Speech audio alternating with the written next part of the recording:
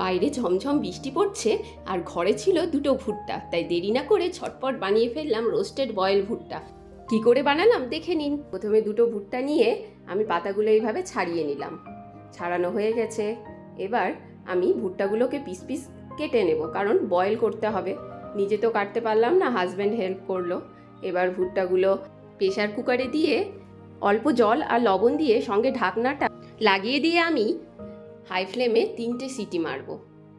দিয়ে দিয়েছি, মারা হয়ে গেছে 3টে সিটি। এই যে সেদ্ধ হয়ে গেছে। এবার ভুট্টাগুলো আমি বাইরে বের করে নিলাম। আর কিচ্ছু না।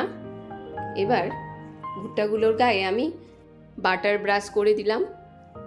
তারপর সবগুলোতে বাটার ব্রাশ করা হয়ে গেলে আমি নিয়ে নিলাম লবণ, লঙ্কা গুঁড়ো, শুকনো লঙ্কার গুঁড়ো আর চাট মশলা।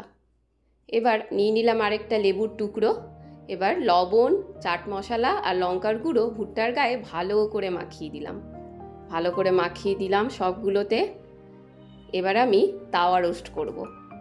তাওয়াতে আবার একটু বাটার ব্রাশ করে দিলাম, দিয়ে ভুট্টাগুলো এভাবে দিয়ে দিলাম।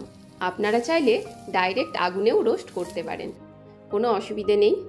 এভাবে সবগুলো দিয়ে আমি উলট পালট করে নেব, সব জায়গায় যাতে সমানভাবে আগুনের তাপটা লাগে।